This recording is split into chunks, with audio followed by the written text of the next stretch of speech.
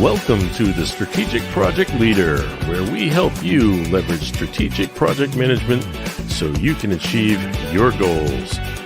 Now, here's your host, Fola Alabi. Good morning and welcome to another fantastic episode on the Strategic Project Leader.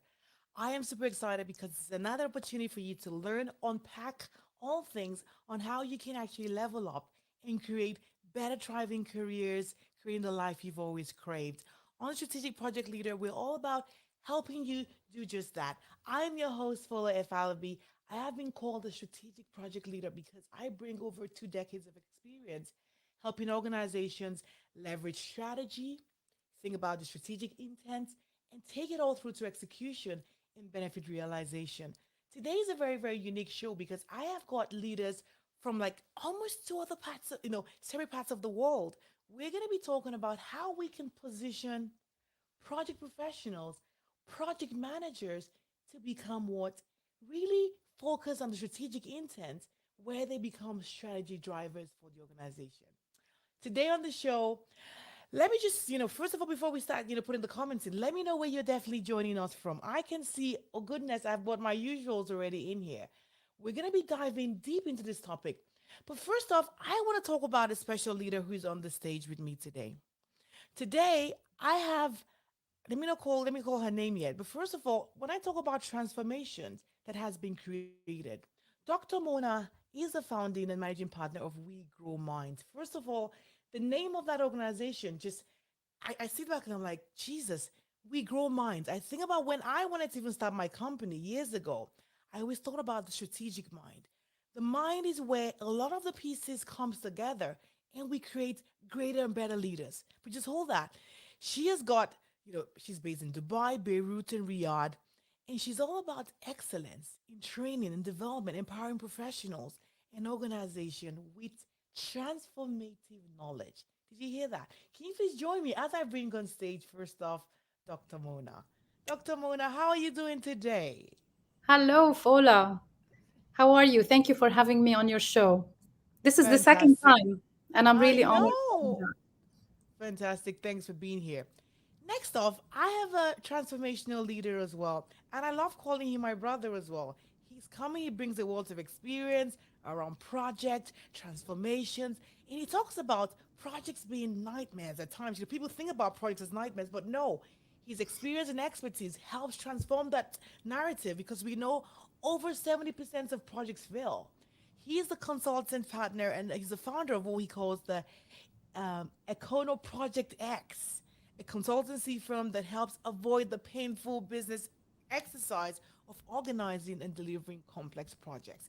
He wants you to deliver projects in confidence. So when you think about confidence, you think about the outcome you want, then you think about Mark Burnett.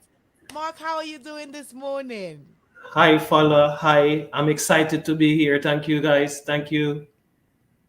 Fantastic, awesome. First off, Dr. Mona, where are you joining us from? Tell us a little bit about you and where you're joining us from today. So I'm joining you today from Dubai. We have many business meetings, trainings. So I'm moving back and forth between Saudi Arabia and Dubai. And of course, Lebanon is dear to my heart. So still we have businesses there. So yeah, it's all about transformation. And I believe like on top of everything, learning and development will drive the transformation of organization, whether at the PMO level or any other entities. Fantastic. Let us know where you're joining us from. We want to be sure that we have the whole world represented. And make sure you have your questions coming in the chat because there's going to be time for us to get into questions and answers. And now let's go to our marvelous Mark. Mark, where you joining us from and tell us a little bit about you and your perspective as well. Yes, I am joining you today from Trinidad and Tobago. Yeah, and yeah, it's a beautiful place.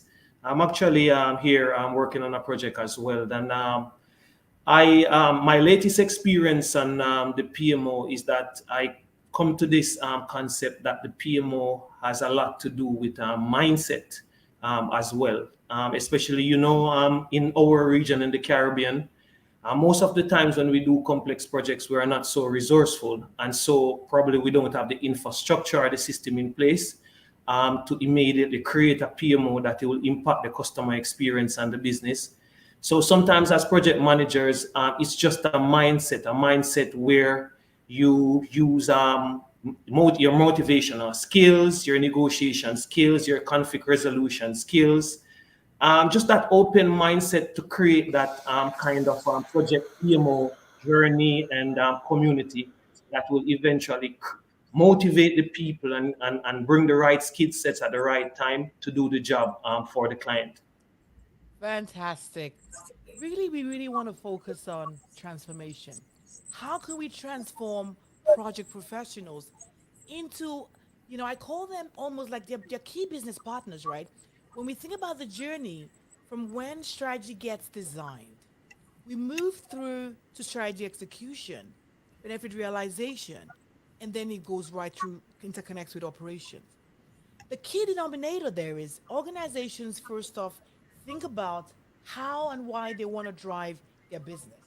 So it could be a case of we want to get into new markets, or we want to position ourselves as a key technology giant in the industry. So the key people right at C-suite level sit down every year, maybe twice or three times a year, and say, how do we get there? The outcome of that conversation is what brings out a lineup of different key initiatives and strategies that actually need to be executed.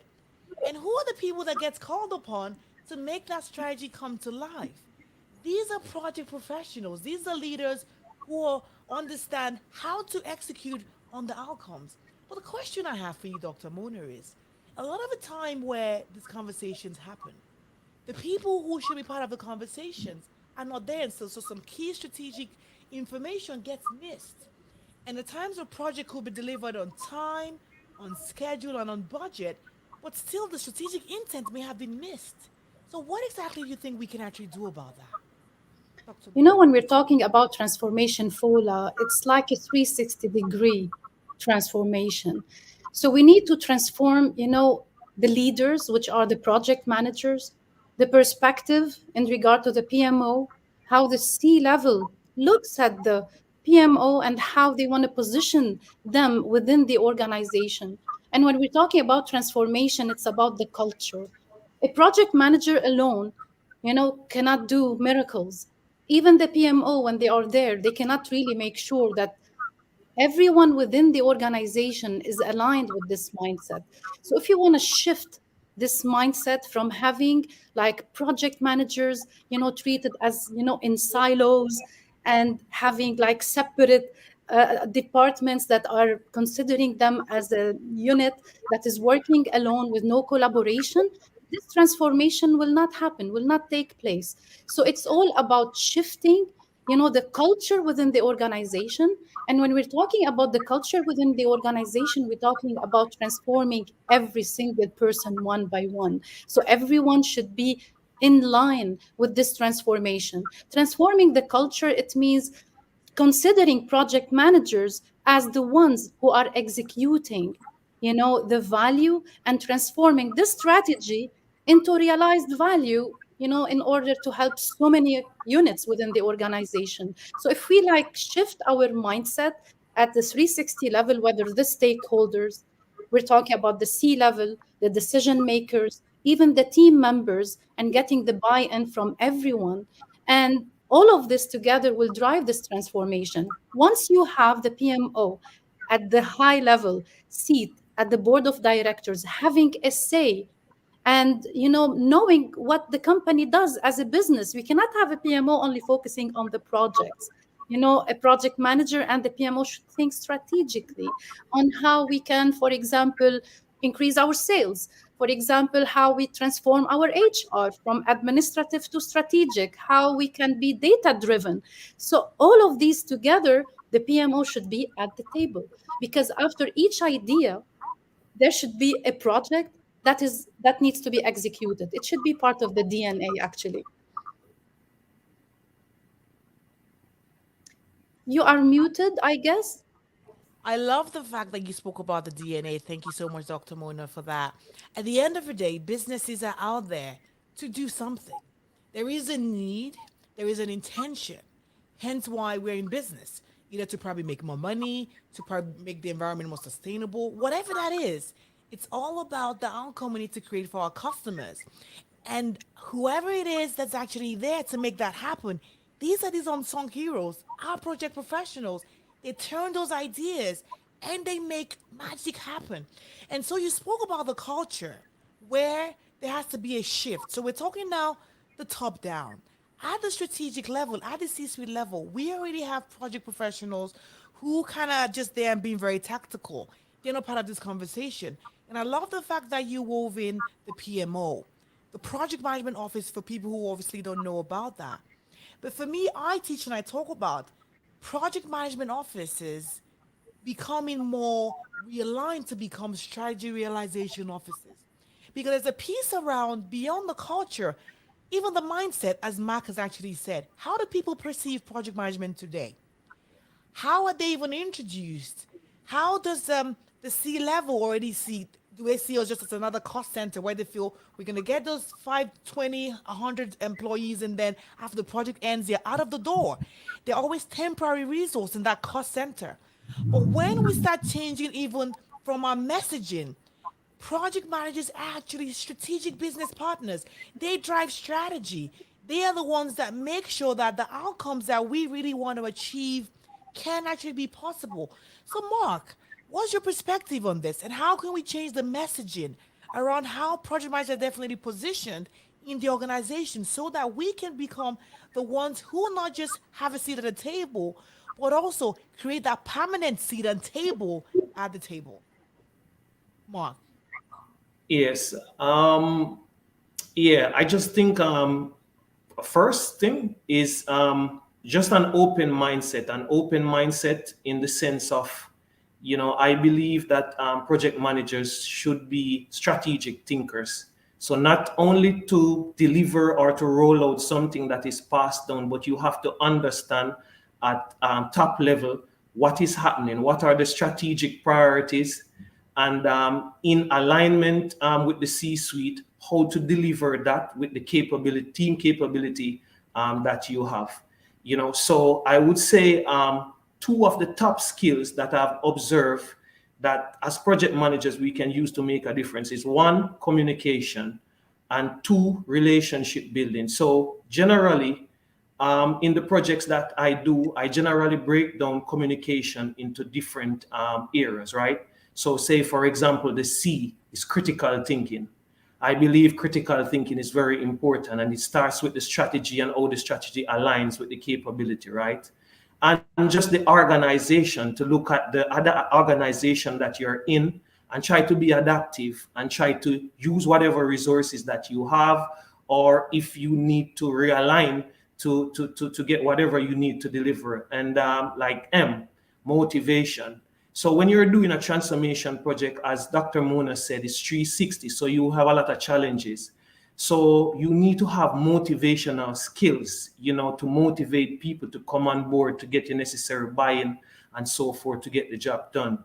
And of course, at some point, you will have to be operating an hybrid way, meaning that some kind of methodology based on what is happening, how you're going about. So it could be a mixture of an agile approach and a waterfall approach, or it could just be adaptive based on what the client wants. There is no one size fit all. And then I also think that there should also be an understanding where through relationship building, you get to understand your C-suite players a little bit better and try to give them some small wins at time to gain confidence, to gain trust, so you are allowed a space at the table more frequently to help them to make better decisions strategically or to align the programs better. That's what I think. And then, we need to influence the teams. It's a transformation, 360, as Dr. Mona said. So there should be some influence across the different departments and the teams and so forth. And as I said again, in any transformation setup, it's about, you will have challenges. So you'll have a lot of conflict. So you need to have conflict resolution. Sometimes the strategy conflicts with the plan the program plan or the project plan. And sometimes we need to figure out a way between the project, the PMO, because the PMO, there are organizations that they don't have project managers. They use the PMO as the project manager. And there are some organizations, they don't have a PMO and they have just project managers. So the project managers now have to develop a mindset to think like a PMO to deliver in that situation. It's just what it is. It's tough, And then, Yeah, yeah, active listening. yeah. That's right. That's Yeah, right. I know the active listening. landscape of project professionals. Yes, it's one that is definitely challenging. And I know when I sat on a panel discussion recently, someone said project managers are already overwhelmed, where there's so many projects, there are so many stakeholders who want different things, and at the end of the day, they're trying to ensure that they're creating the outcomes that the stakeholders obviously want. However, there's so much pressure coming from the top to say you have to deliver this on time. Dr. Mona, I know you've got a wealth of experience lecturing, creating the next gen leaders as well. What skills do you think that, we know we spoke about critical thinking. How can we definitely influence our C levels to, change their mindset around, how they currently see project professionals? What skills, what can we use? I know you said that we had communication there. I know that's great. But what other tricks have you got up your sleeves that we can leverage today, to help influence them so they can begin to start seeing things differently? The first thing that comes to my mind is empathy. Sometimes, we tend to think when we're working in project management, the us against them. We don't think as one team. So the top, you know, thing that I can think of is to make the project manager empathize, having this empathy with the different stakeholders at the C level, and becoming a true leader. By being a true leader, we're talking about resilience, we're talking about adaptability, we're talking about collaboration, we're talking about emotional intelligence. So, for example, sometimes the stakeholders and the C level, they feel they are frustrated. They cannot see this value realized, practically, when the project managers are overwhelmed with all these projects, and when the PMO is only focusing on the, like, say, finishing on time, within the budget, within whatever. Tactical stuff. Yeah. How can we transform the mindset of the PMOs to put themselves in the shoes of the C level and to think strategically why this is a pain for them, and why can we, for example, be self-aware, knowing what our team would really need in order to deliver all this value. It's all about value realization. The top C level, they don't care. They care, but they don't go into the details of what you're doing as a project manager. They don't go into the details of your scheduling, of all your risks, of all whatever that you're doing or challenges you're facing with the project. At the end of the day, they want results. And I believe, one of the audience, Hisham al-Dia, and I truly believe in that. And this is something we talked about before, which is, culture alone is not enough. Processes alone are not enough. Technology alone is not enough. In order to really monitor our progress towards the value realization, we need to have systems, we need to have data. So our decisions will be data driven, and based on these analysis, based on these insights, we can understand how far are we from the value realization, how far are we from delivering value, and how can we materialize, putting them into numbers. What do we mean by value? What, at the end of the day, what do these C level want, in terms of this alignment? So many project managers, many PMOs, they have it only theoretically speaking. But, I'm going to mention as well Stuart Easton. I was as well interviewed by him in the Impact Summit that's happening soon in September. So we're talking about the prioritization, about systems, how we can actually select these projects based on the prioritization. And one of the key elements in this selection should be the strategic alignment. How are we aligned in terms of ROI, in terms of business value? So this by itself is something that many project managers, are not at that level. Many project managers That's right. miss because of that. For sure. So it is the technology that will help you. It is the mindset. It is the leadership. A project manager, top thing, They should be leaders. I came to Dubai as well because I was selected as one of the top 100 women leaders in Asia 2023. And you see all these amazing leaders, many of them, they mention project management. So Yeah.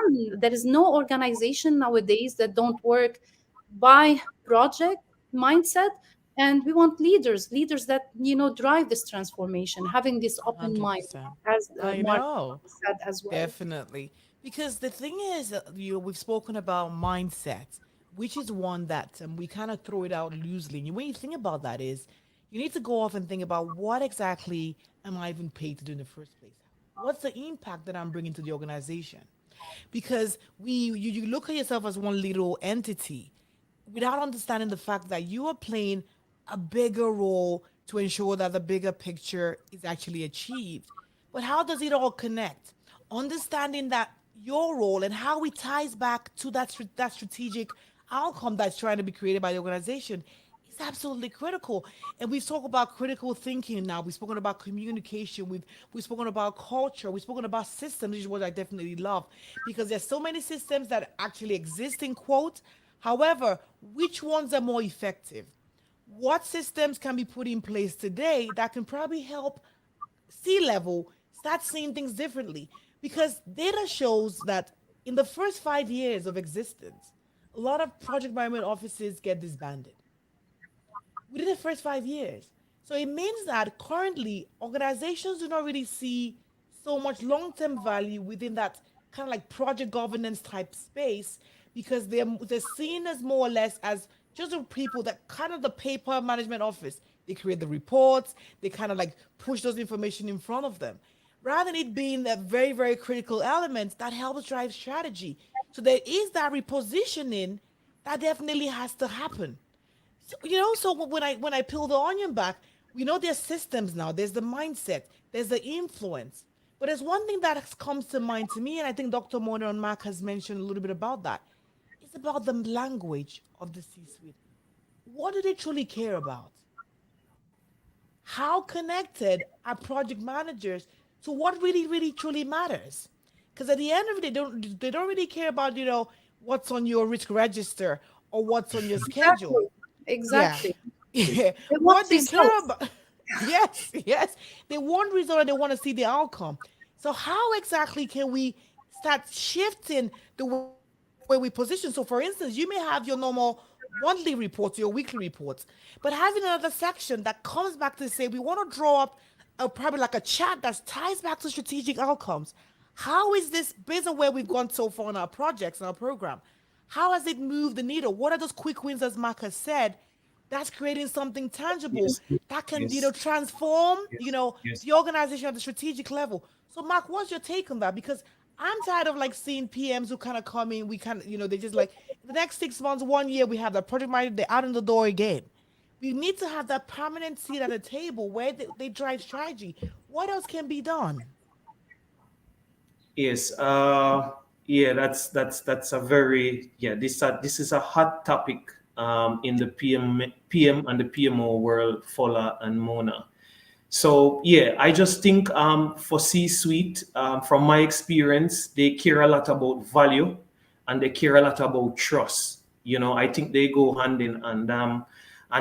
What I believe what we could do differently is start to do more expectation management with C-suite, and from that, we're better able to deliver on some of these strategic expectations, build more trust, and from building more trust or delivering on those expectations, it will build more trust for the PMO and project management office, and it would mean that we can influence their support and their decision making a little bit better. And the last point here is also a critical skill that I've observed: active listening.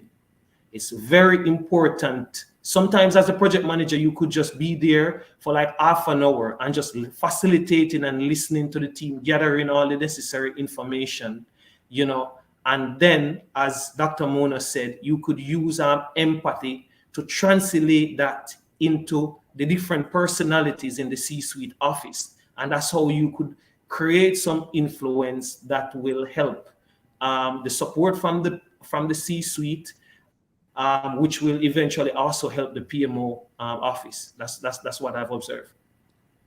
I think that's really good, listening and understanding what truly matters. It's a skill that it's so easy, it's one that comes up every time. But how well do we definitely take that and incorporate active listening? But I think I want to take that even a little bit deeper. When I even think about active listening, I want it to be a case where it's beyond just listening at a team level or in listening, at the maybe when you have the departmental meeting. How many times have project managers had the time to say, I want to even probably get a meeting with, a C-level executive, try and see how you can build that relationship. Ask those questions, go off and say, I Yes. want to learn from you. I want to understand your world. Build those relations, step out of your comfort zone. Because the fact is, So it gets thinner, thinner at the top. To go up vertically, not everyone can actually move up. And that's why I say becoming a strategic project leader is probably not for everyone. It's just for people who know that yes. they want to become those the critical resources who can definitely accelerate value for the organization in what I call the career the triple win. So how many times have you Yeah. decided to say, I want to step out of my comfort zone? I want to get some time with Mark. I want to get some time with Dr. Mona. She's done this for probably over 20 years. How has she been able to transform organization? How has she been able to like win? She just said it. She got an award for being the top 100 people in Asia. What has she done differently? How many times have you decided to say, I want to just go listen? It's not about what I know. It's about what I can just learn from others. And now I want to change gears a little bit, Dr. Mona. Now there's a lot of insight we've actually dropped. How can we tie this to data? I know you've said this already before. C-suite they want to see the data. The numbers speak for itself. What kind of data, like data analytics and stuff, what do you leverage as with your clients to help show outcomes rather than just the day-to-day, reporting that you actually, a lot of PMs actually do? Yes. Before that, I would really like to make this analogy. I'm an IT person, right? I have like the computer science. I worked in the implementation of information systems within so many banking organizations in the banking sector and in the aviation and within my organization, We Grow Minds. So within this, work with super CIOs, implementing these information systems, even though the IT is being looked at as a cost center, what we really need to understand is shifting this like mentality from cost center to value centers. So even the PMO nowadays has been looked at as a cost center whereby merely they just finish the project and maybe by chance they got some value realized. So I would agree with Mark before going into data, that communication is really key.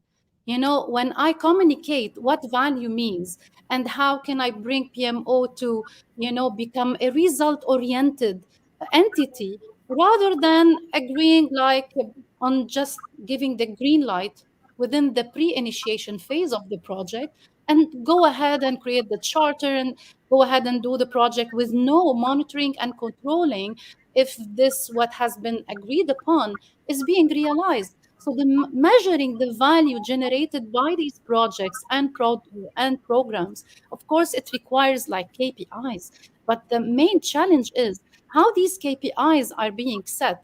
Like, for example, how can I make sure that the customers now are satisfied from implementing a customer relationship system? How the HR is being transformed from a, let's say, an administrative role into a strategic role by implementing an HRIS system, for example. So how can we create those KPIs that can directly align with the organizational goals is key.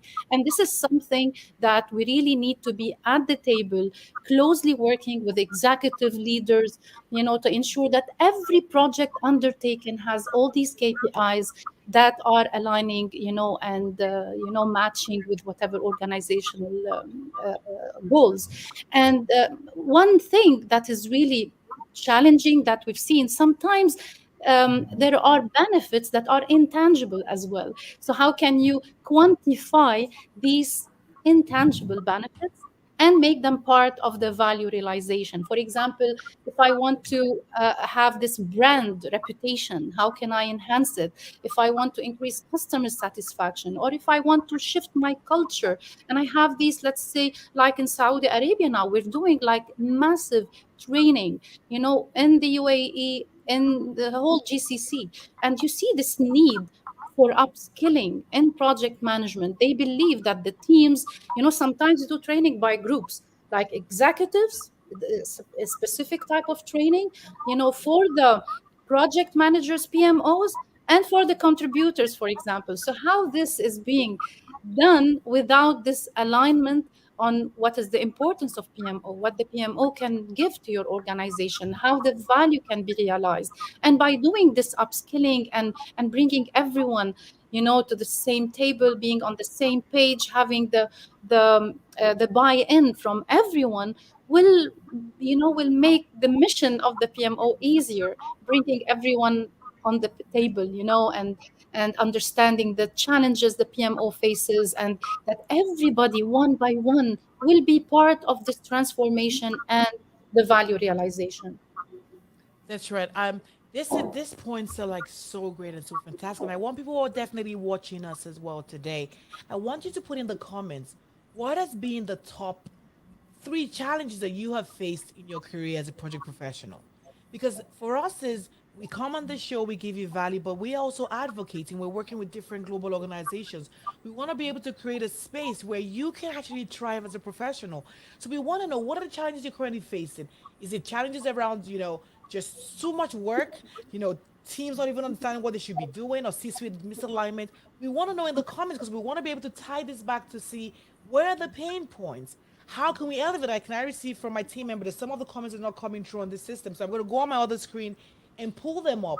We want to know what are the top three challenges that you've actually faced in your career, and maybe how have you even overcome it? And we can throw this back to our guests on the show who are transformational leaders who can give you solutions, and make sure you have your questions put right there as well. Another piece, Dr. Mona and Mac, is we know that there is a culture shift. There's that upskilling that's happening. It's in a perfect world where we have organizations where they know that there is a problem. Then we say we need to upskill. Or they kind of say that, yes, we need to like change our mindset. But the reality is that a lot of organizations feel that it's business as usual. Why should we change and shift the way we do work? Why should we then, start thinking about these resources who we've always just paid for and then they just leave after they finish your project? Why do they need to actually stay? We have the data to show that projects are definitely failing to realize the strategic intent. We already know that how much a lot of projects do not realize the actual benefits at the end of the day. So there is work around the cultural piece. But as a practical step for people who are definitely watching us today, what is like one thing that they can walk away with and say, I am going to create something different. I want to position myself differently now, rather than being seen as just those that cost center that has to come and go. But what else can they take away that's practical that they can actually leverage? Is it around the way they engage their stakeholders now, maybe differently? I know we've spoken about like the key, the wins, or even like risk. I know risk management is another piece, right? Maybe we start highlighting the risk or the benefit of doing things a different way. What's your take on what challenges maybe, Mark? What challenges have you faced as well in your career? And how have you overcome it? Because people want to learn. A lot of people are like, I have maybe like they've had their struggles. Share some, your experiences well and see how people can definitely relate. Mark, over to you. Okay. I love this one, Fuller. I love this one.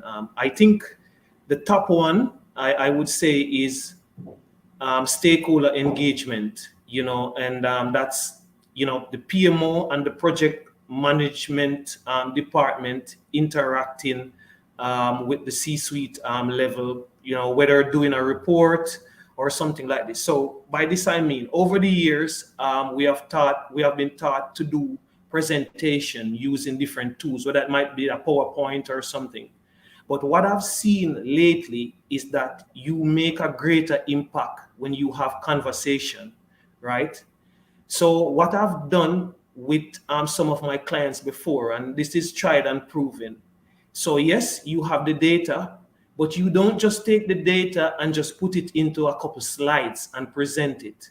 So I call this the authentic stakeholder engagement, where I have the data, but I have a conversation like a podcast or something like this in a room with the C-suite persons. And I've realized that we have a conversation, and it create more influence, because you're not just doing a presentation and pointing out the problems, on a slide or something like this, but you're having a conversation, and conversation most of the time resonates with the heart, and this is the top one that I've seen.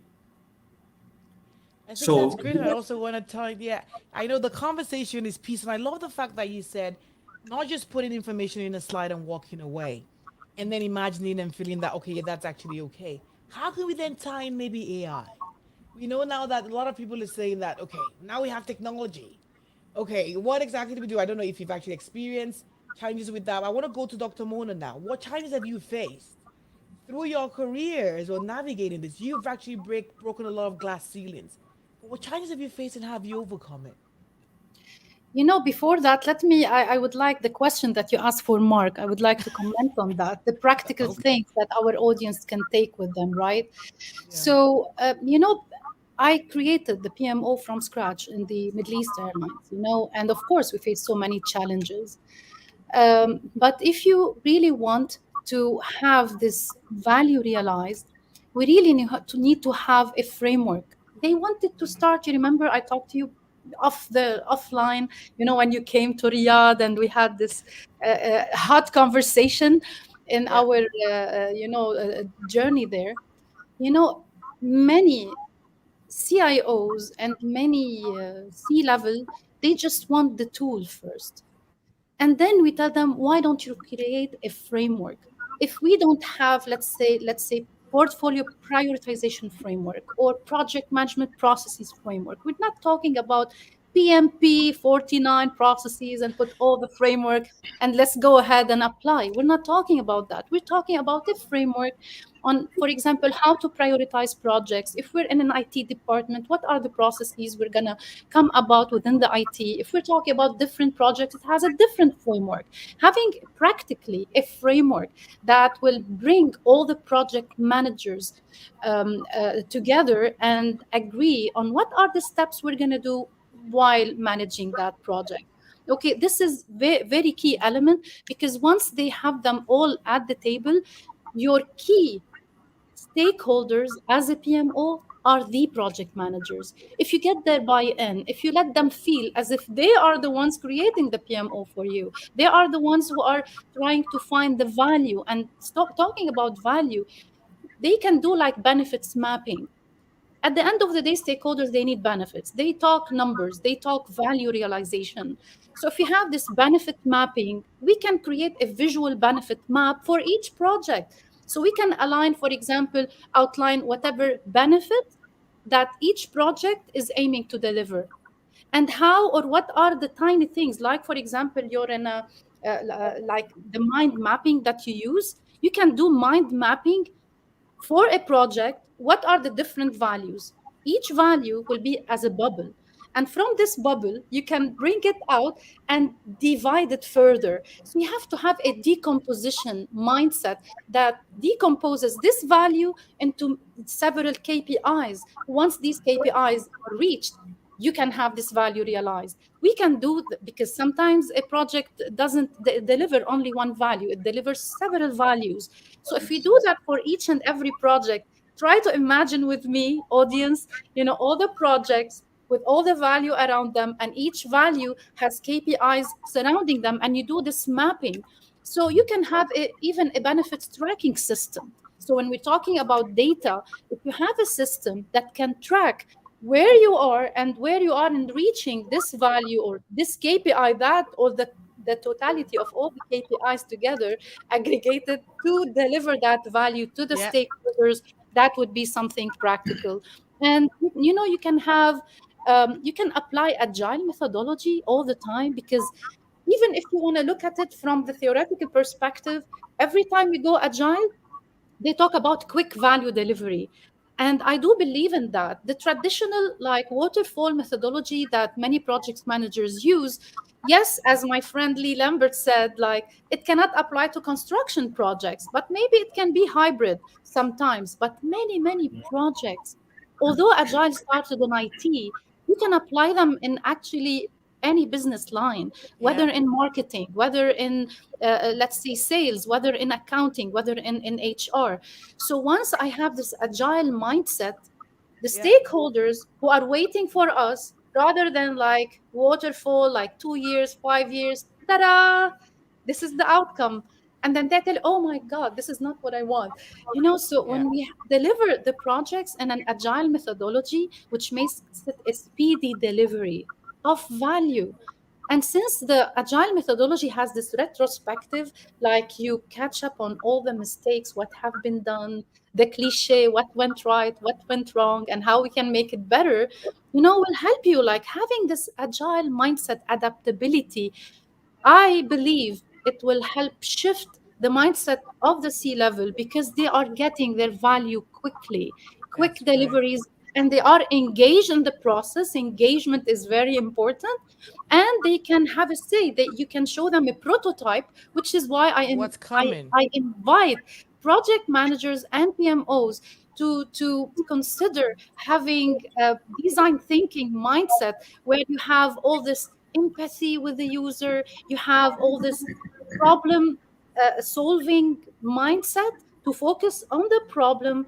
If you really understand what their problem is, what are they trying to solve? Because sometimes projects are created because there is a problem, there is a challenge they are facing, Yeah. maybe lack of, I don't know, customer Satisfaction. satisfaction, maybe the Yeah. sales drop down. It could be anything, right? And then you try to ideate, but not alone. You ideate with them. They have to be That's right. engaged. They can't blame you at the end of the day, because they were in the process ideating with you. And once you create Yeah. this prototype, they can see it before the go live, before the mass production, before whatever that you're gonna bring into the. And with the testing, it's a continuous process. So I Yeah. invite project leaders, PMOs, have a seat at the table.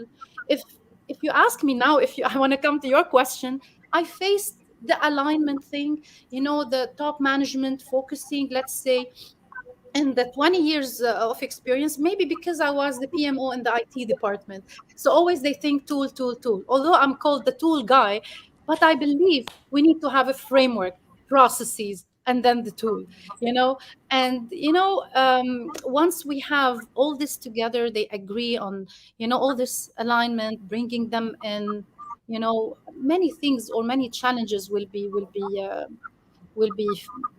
minimized, with the That's process. right. The That's challenge right. is mainly having the team on board. Having the team on board, the key word is engagement. Yeah. Engagement, it means listening to them, bringing them, let them decide with you. You will get their buy-in immediately, I believe. That's right. This is a perfect segue for project lifestyle. We've been talking about. My sound doesn't want to stop today. Okay. We've been talking about engagements. We've been talking about value. And then you understand, like, where do I really start? And how do I take this at work and even at home? Because for us, as strategic project leaders, it's all about transforming how you live and how you work. You take the same skill set. Think about Mark. Mark has talked about communication, active listening, creating a plan to actually execute and communicate that. Dr. Mona has spoken about engagement, ensuring that you have buy-in, mapping out the value stream. And this brings me to what I want to talk about today. And I say, what are the steps that you can take to break down value, even in your personal life? Because for you to achieve anything, you need to know where you are going. And as project professionals, we have the gift from God to help break ideas down and simplify that. And so I want to help you. I want to give you a quick step by step process quickly on how you can do that. It doesn't matter what you're trying to do. How can you create a guide and a framework to always break down value for yourself at home and at work? Define the objective, number one. Define the objective as to what exactly am I trying to get to? What's the outcome I'm trying to get to? The objective is key. The next step is identify the value components. And what do I mean by that? I mean that understanding what do you want to do out of that? Is it because you want to, save more money? You want to improve customer satisfaction in your personal life? Maybe you want to, create financial stability for your family. You want to gain markets, whatever that is. You want to build a reputation. You want your kids to feel better. Identify those components that are top of mind for you. And then you need to then understand how exactly can I truly quantify that? Because at the end of the day, we never know where we're going to except you have something to measure against it. So how am I going to measure? How can I be sure that at the end of this, I have been able to create enough revenue that I can probably maybe retire with when I'm 10 years from now? Create those KPIs, be it for your clients, be it for yourself. And think about how you're going to prioritize that. Dr. Mona said that. Create those systems. How are you going to be able to prioritize and say, right now I know I have there's 12 values that I want to achieve. I want to be able to create that, but it's not really possible. You may not be able to achieve everything. Then you need to prioritize and say, what are the top three things I'm going to focus on for the rest of this year, for the rest of 2024, and have a weighting criteria. If it's just one, two, three, that's fine. If it's based on how it's going to help you, move up in your career, create a better family life, or maybe help you build wealth, whatever that is, weight that. And then think about dependencies. What is dependent on maybe the first one or the first two? Because at times you might say, I want to become, the director, in the next 1 year. Or you may say, I just want to be able to build a fantastic home for myself in the next 1 year. Well, what is dependent on that? Probably money, right? You need to make more money. So what are the dependencies that's going to help that you need to achieve? Like a finish to start relationship. Think about that when we're doing your networking diagrams, right? What is a finish to start? What are the dependencies that analyze that so you know the steps you need to take that goes into your plan? Then afterwards, create a time frame. When are you gonna get there? How are you gonna achieve that? And analyze the risk that's actually involved. What's the monetary impact as well? And then I always love thinking about the trade-offs. What about the opportunity cost? This ties back up there when you think about the risk. You're gonna say, because of the risk of doing this, I may just decide to trade off something else for another piece. But at the end of the day, you can come up with an actual value map. Think about the objective. Think about exactly what are the value components.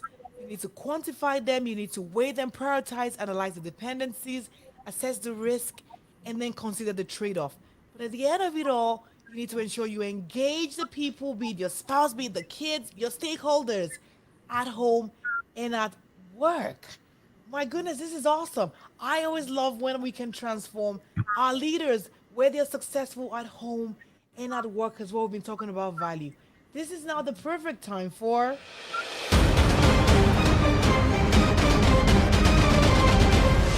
questions and answers. Yes, we've had questions come in. So right away, question one. Oh, Imad, here's just a rock star. How are you doing today? Say, what are the pillars required to build a successful PMO? We're gonna just take a little, maybe just two from you quickly, Mark, and then two from you, Mona. What do you think in building a PMO? What are those things that should be in there, Mark, to ensure that they're definitely successful? I know we've touched on it a little bit, but just quick ones. Yeah, I would say a strong culture. Yeah. And the other one is a strong culture and very collaborative. Collaborative team to ensure we get the Yeah, value. Fantastic. value. Dr. Yes, Mona, yes. what's key? What are the key pillars to build a successful? I don't like to use the word PMO now. I love like a value or SRO, strategy. Exactly. strategic Strategy realization. project Yeah, strategy officer. realization office. Dr. Mona. Give us two. So, if I want to put them, I put them into three. It is the culture, Okay. as Mark said, of course. These are the processes. Let them put them four, because culture and people, they go together, but you have the Yeah. processes and technology. All of these together aligned. If you don't have them, if you have one, it's like the table, missing something. So it is the processes that you build, it is the technology. And on top of all of that, it's the culture. And of course, we can go like, bigger, like in having the mentality, the mindset, shifting the perception of the PMO, bringing the stakeholders at the table, and engage them with you. That's right. So we have another. Brace yourself.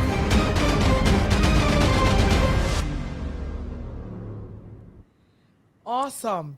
We have another piece around. We have recently challenged with upskilling to meet demands of changing technology and its impact on organization. So, with that particular challenge, how do you think that we can overcome the challenges of upskilling? Because now there's so much things out there. It's agile. It's it's AI. There's always something, Mark, right? It's like a plate filled with so many things. When you think about upskilling, what would you say are like maybe like the top two things that PMs can look at when it comes to upskilling today? And how can they really pick? What should they focus on, Mark? Yeah. So first, I would say follow. I see PMs as entrepreneurs, you know. So and I see PMs as CEOs. So in terms of strategic management skill, I think project managers should be strategic to connect with the C-suite and those strategic priorities within the market. That's one. And then in terms of leadership, I would say a resilient mindset, an optimistic mindset that will allow them to navigate change. Fantastic. Dr. Mona, when it comes to upskilling, what would you say should be like a focus, for instance, for PMs today? What should they upskill to? What should be like the areas of focus? Actually, you talked about resistance. Many people resist, even if you like bring them the training.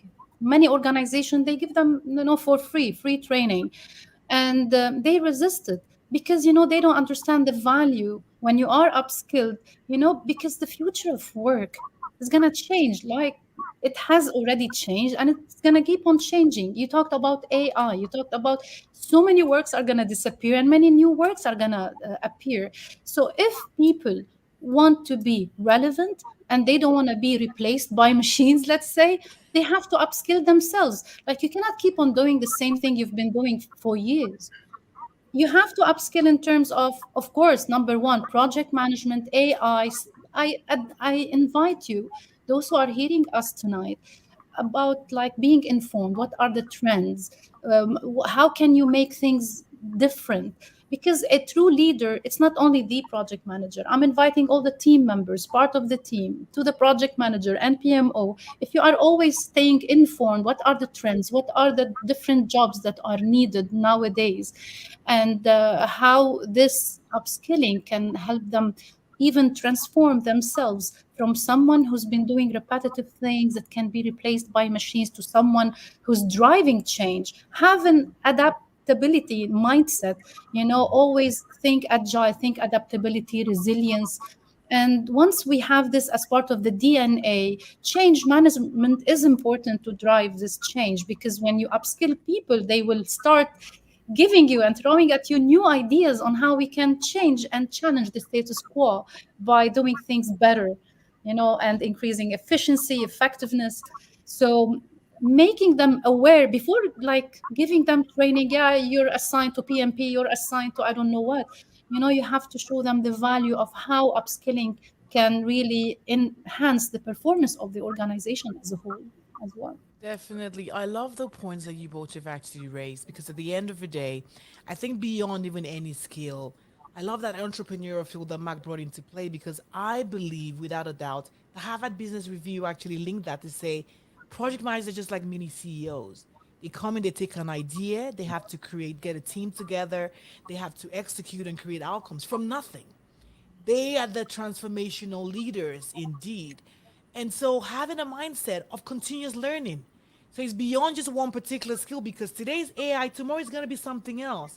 But what's the mindset? I remember when Pierre Lamont was even on the show, he said the greatest CEOs of all time are ones who are definitely vast, beyond project management. How do you know stuff around psychology, about financial markets? Do you know stuff even around engineering or testing or IT? You need to be multifaceted where you have different skill sets. You need to, when you're in a room with a financial advisor, you need to understand why does the balance sheet say that? How does it link back? Beyond just delivering projects and looking at what you're focused on, how does it affect the different areas of the business? How does That's the why they need operations to tie understand in? the business. As you said, Fola, Exactly. your That's point right. is extremely important. Understanding the business, what the organization actually does, and how they can really bring this value to each and every entity within the organization is a key success. I like what you said. Exactly, because at the end of the day, the business are layered, right? It's like being a part of a body. Without the arm, how are you gonna pick stuff up? Without the legs, think about the fact that you're part of the body, but understanding how everything functions. You're not gonna say, "Oh, because I just don't really know about eyes, so I'm gonna leave. I'm just gonna leave myself to go blind." No, when the eye aches, right, you go to the opticians to get it fixed. We are part of a body. And you need to understand, how does the hand connect? How does strategy connect to my delivery? How does it affect the people who are on the front line, picking up the phones? How does it affect the people who are doing the exhibitions? Because really, the people who are able to move up understand different layers. I remember when I did my MBA decades ago, and I think about, the market factors, and I'm like, how do I apply that? But when I apply this every single day, I sat with a PM and I said, how does this affect, all the market positions? They're like, oh, that isn't it's a part of my role. I'm like, yes, you need to know. You realize that inflation and interest rates are changing. The cost of borrowing has changed. It may affect your project. These are the way we need to start thinking, because beyond just the mere project managers, we're about creating strategic project leaders. These are strategic, when you bring together strategic leadership, project management, goodness. It's like you become a firecracker. Good, let me see how much time we have left. We have I would like questions. I would like to answer, I think, Okay? Muhammad, I think. So he was asking about how can a PMO effectively balance the need for standardized processes and governance Yeah. with the Yeah, we're coming. flexibility required, to adapt to the changing. I invite you as well to tailor those processes. Yes, governance is good. It creates processes, procedures, you follow them. But instead of imposing these rigid processes, you can customize them to fit the project specific needs. For example, when you consider the Agile Manifesto, that we preach about, we can emphasize on the different processes and alignment for each and every Yeah. project rather than imposing, customizing. Agile frameworks always take into consideration the adaptation thing. So Yes. again, rather than going to the traditional way, and this is part of our topic, Fola, right? Like Yeah. transformation from the traditional to the new way of managing Yes. projects and putting a strategic alignment. So clear governance guidelines, how these guidelines can, like, what can we break, what we cannot break. So have some lenience, in doing this governance. Yes, they are there to create, to avoid chaos and create processes that every project manager can follow. But at the end of the day, projects are unique. This is the first definition of a project, being unique. So you have to adapt to each project needs. And by doing this, having a continuous training as well, training the top management about the importance of adaptability and, customization, it would really, really help. Yeah, I love that. So we're coming to that question. I know there's another one. We're almost out of time, but I want to just highlight this particular piece as well. Is there are times in reality is a lot of the projects that are being delivered do not actually add value. Do you know that? And then you may find yourself in a position where there's no alignment. But think about how brave you're gonna be when you show up into a meeting and say you've kind of done your analysis. You coming into a room and take on a meeting and say, this particular project is out of alignment. And you already challenge the status quo to say, why are we even doing this? Think about how intelligent first of you actually already gonna look. You sit down and you say, why are they giving me maybe $500,000 or maybe $2 million? And you've actually done your analysis and there's actually no strategic alignment. Then people are gonna listen and say, goodness, we want to talk to that PM. It already shows that you are seeing the bigger picture. It already tells the organization that we need to start thinking and maybe putting together different systems, and they need to make you part of the conversation and bring you to be part of the table and the conversation at the table. You see what I'm trying to say? Because a lot of the times it's a case of things get prioritized, people will have the loudest voice, their projects get picked, or people who have got greater influence beyond your pay grade makes those decisions without a doubt. You've been able to influence and say, yes, I can see that I've been hired over these 5 projects. But when I go back, as Marcus said as well, thinking about the business, right? What we even in business to do?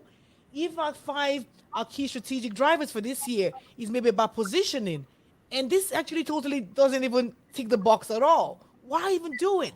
we can decide to delay this project maybe another year or two and then repeat another one, maybe focus on our IT systems that could help us upgrade and connect with our business to be way better. So I think that's also, what's your take on that as well? Just imagine you've been handed a project and you're like, there's no value in this. I'm like, how do you have those crucial conversations that makes you seen as a thought leader, because it's those crucial conversations. Like any other problem. I don't know, Mark, would you like to have a say in that, and then I'll follow? Yeah, I mean, I just think, I mean, it's the initial conversations that you would have, the stakeholder engagement, just, having those initial conversation, the communication, setting up your communication plan around your stakeholder engagement and stakeholder management plan. So that will it will create some kind of climate, and it will give you an idea as to what the priorities are. And from the priority list, it will tell you what the values are as Yeah. well. And then I think it's just from this initial, these conversations and building these relationships will tell you how you will proceed in this situation. I do And agree navigate with that. Mark as well. And Dr. Mona, I want to add a little bit of a tie into that. As you're answering this question, there's another piece around dealing with fast-paced change. So when we have pieces that don't actually add value, also, how do people deal with when change is so fast and it gets overwhelming? We have another question, so just add that to it as well. Yes, yes. In order to add to what Mark has mentioned, it's very important. So, like any problem solving, you really need to understand the problem.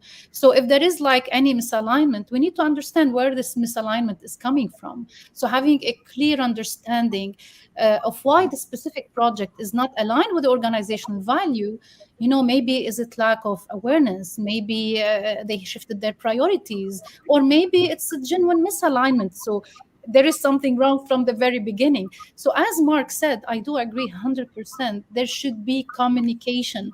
So communication, whatever concern, openly and respectfully, to whatever stakeholders. Sometimes, as leaders, whether project managers, program managers, or PMO, we can coach our leaders, right? So we can educate them. We can, but at Definitely. least you have to speak up. Being a leader is someone who can challenge the status quo, who can like not break the rules at all, but you can speak up at least if you have any concerns with this misalignment.